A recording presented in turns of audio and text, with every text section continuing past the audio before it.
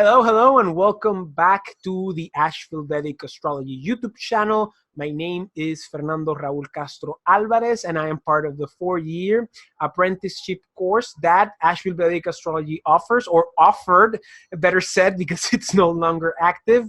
And today, Ryan has invited me to talk to you about how the planets work for a Sagittarius ascendant, or Dhanus Rashi Lagna. And in this video, we will be discussing the role of Shukra Deva, or Venus, in a Sagittarius rising sign, rising chart. So, I've discussed this in previous videos in this series, but just in summary, what does it mean to have Sagittarius ascendant? Well, that means that whenever you were born, Sagittarius zodiacal sign, or Dhanus Rashi, was rising in the east, constituting the first cusp that will function as an ascendant, as a lagna, that will anchor the chart and delineate the rest of the houses that will represent the areas to which our karma will manifest itself in order for us to experience it throughout time in this lifetime, through our incarnation in this world we live in together.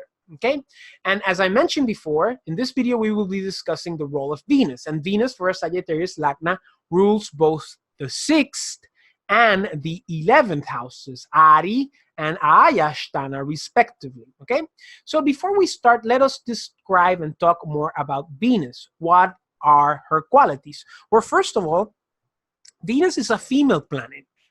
Female is one of the 2 female planets in Jyotisha, the other being the moon. And, you know, the characteristics of a female planet, female planets basically like to be part of something bigger. They like to receive things. They like to accept things. They like to help others achieve their goals. They like to help others feel good. In many ways, they assist others in many things. And at the same time, and this is very important, a female planet has a lot to do with water. Both Venus and the moon have to do with water, and water relates to emotions, to sentiments, to feelings. And a female planet is not able to do something unless she has the mood to do it. Okay? It's like, oh, I feel sad. I don't want to do these videos today, so I'm not going to do them. Goodbye. So that would be the thing that a female planet does. But a male planet, on the other hand, would say, oh, I feel bad, but I have to do these videos, so I will do it. I don't care. Let's do it. That's the difference between female and male planets in a big way. You know, in a big way, male planets are able to do whatever they want or whatever they have to do, however they feel. Female planets, in order to do something, they have to feel like doing it. Okay? At the same time, Venus is a natural benefic, one of the 2 great natural benefics along Jupiter. If you read Brihat Parashara or Shastra, you will read that Parashara says that Venus is the greater benefic, although some people say Jupiter is. And for this chart, you know, Jupiter is of grave importance because he's the Lagnesha, or the lord of the first house. And Venus is also important here because he's a benefic. He's one of the 2 benefics, and he's a benefic because he represents the pleasure, the relaxation, and the overall satisfaction that we get out of life. Venus, I call it the cornucopia of beauties. A cornucopia is basically that cone with food that you see in Thanksgiving representations. If you didn't know that, then congratulations, you just learned what a cornucopia is.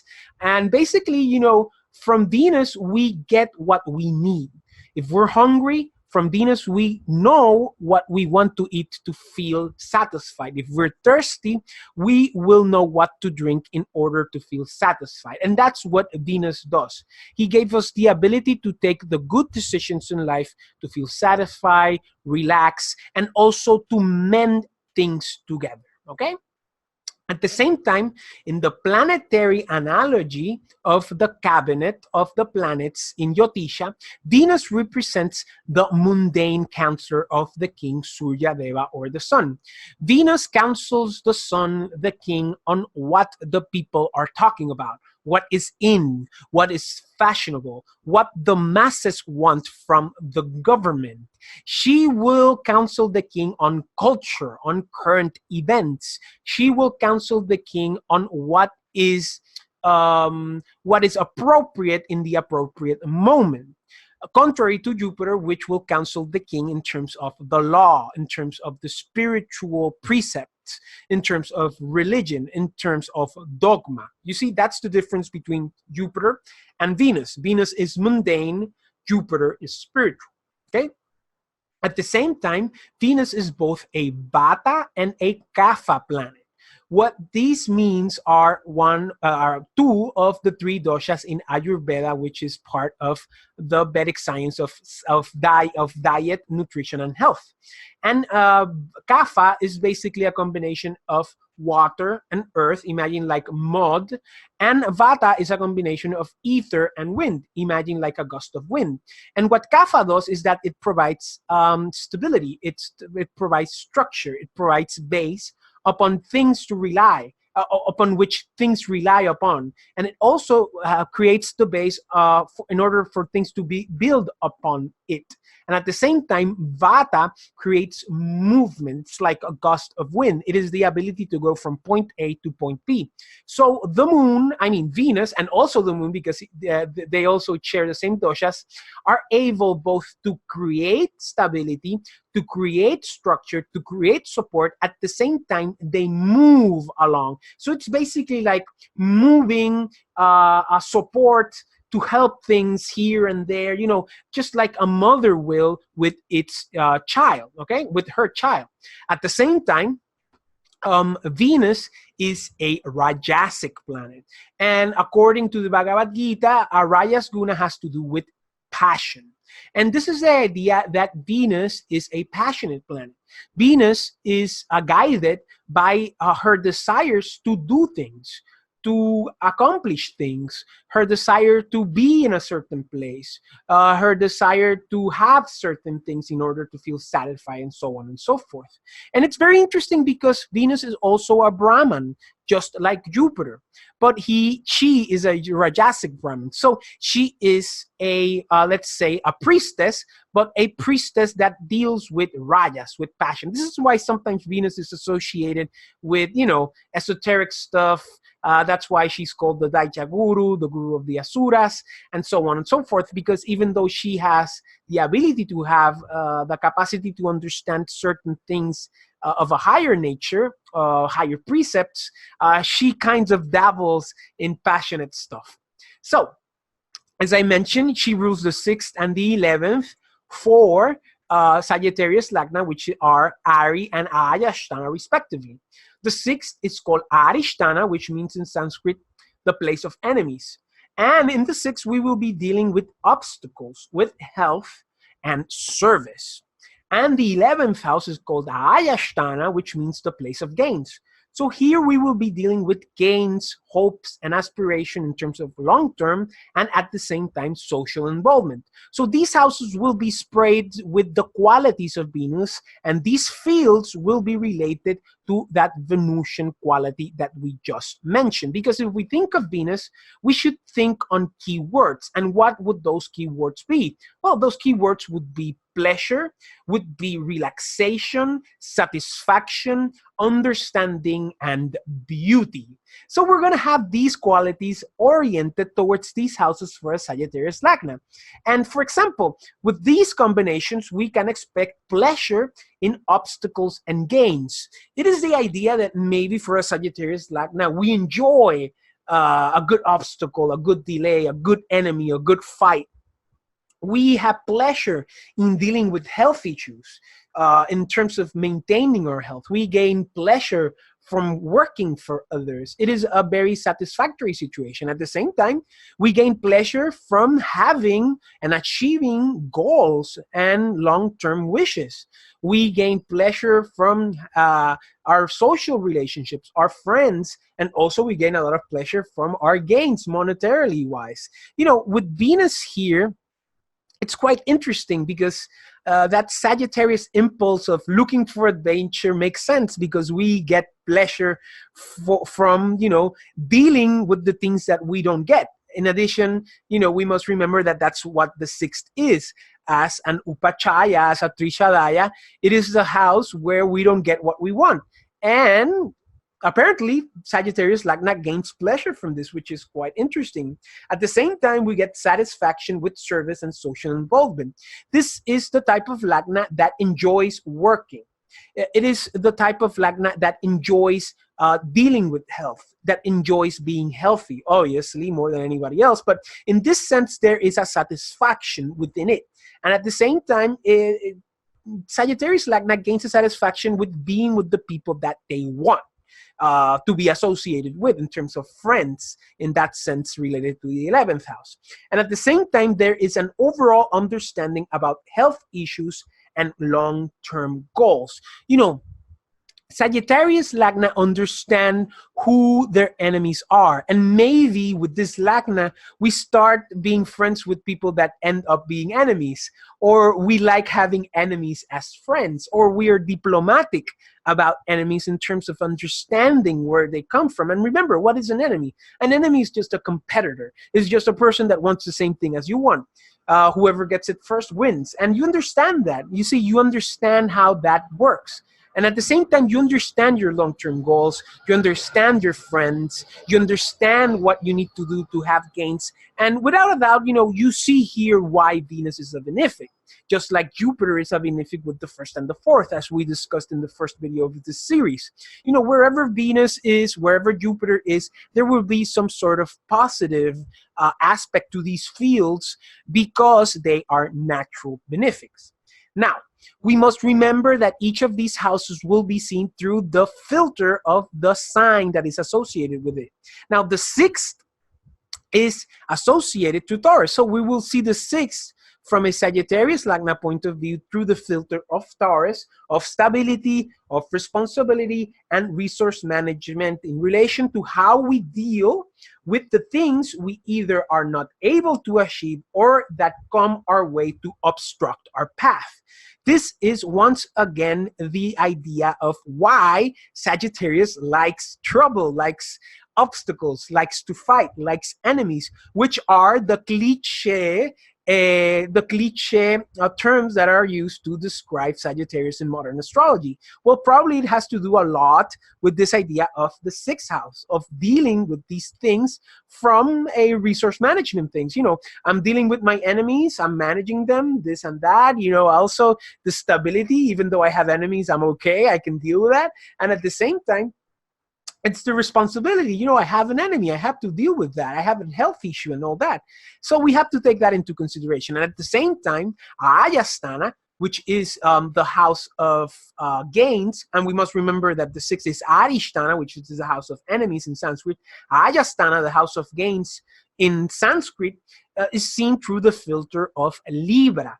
And this filter of Libra is related to transformation, to beginnings and endings, and the balance that is gained through social interaction, gains, and goals and wishes in the long term. It's the idea of being balanced with our friends, even though, you know, Sagittarius Lagna gets a lot of satisfaction from social involvements. Probably they won't have a lot of friends, basically because they want to keep it balanced. They're going to be very selective about it. They might not have a lot of goals and aspiration. They might have one or two, always to have that idea of having something in proportion to what they wish. At the same time, we see here that gains are seen from a very generous, balanced point of view. You know, here we will see that Sagittarius is not necessarily that greedy, that once again points out this idea of the cliche descriptions of Sagittarius in modern astrology, which is someone who is generous. He's generous because he's balanced. He has a good idea that everything starts and ends. And at the same time, it's this idea of transformation within that wholeness of having gains in life. So at the same time, we must remember that planets get exalted and debilitated in certain houses. And this will reveal how we will deal with these areas associated to the rashis which the planet rules.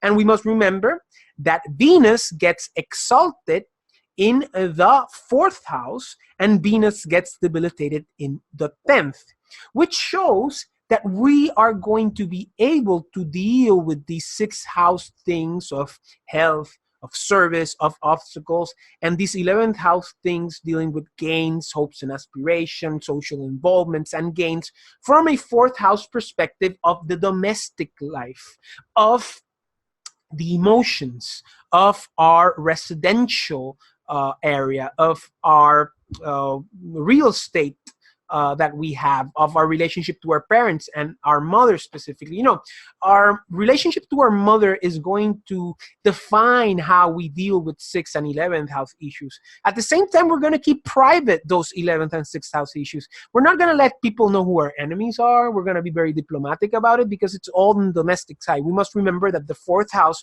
relates to the imum coeli, which is the deep heaven in Latin, which relates to the place that is directly below our feet in that hemisphere which we cannot see.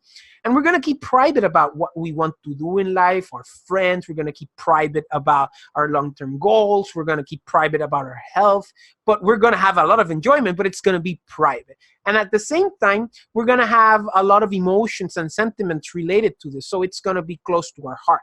But at the same time, Venus gets debilitated in the 10th, in the house of Virgo, where everything is detailed oriented. So what this entails is that we shouldn't bring our fights to our career. We shouldn't bring our fights to our profession.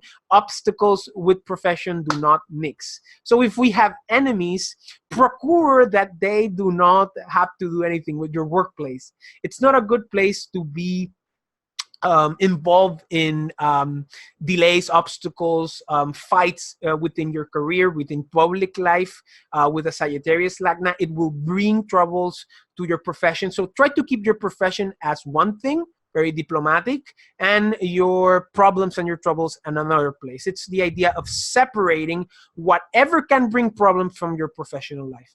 And at the same time, which is very interesting, you know, the 11th in the 10th, debilitated, well, you know, we might have problems, you know, having friends in the workplace. We might have problems, you know, dealing with long-term goals with our profession. Maybe our long-term goals are not related to what we do in life in front of others in a status in society, but what we do within ourselves, in a house, in our emotions. So we have to take that in consideration. Our gains and our aspirations are not necessarily oriented toward what we do in public life, but what we do and how we feel in our private life. So we have to take these considerations in order to understand how this Venus will work for a Sagittarius lagna person. So I hope you liked this video. If you have any questions, feel free to write them down in the comments. I will try to look them up from time to time. This is not my channel, but you know, I'll try to keep it up. And at the same time, if you haven't subscribed to Ryan's YouTube channel, then you suck. And you should go away. No, I'm kidding. You should do it right now. It's a great resource for great Vedic astrology material in English. I've been watching this channel for years.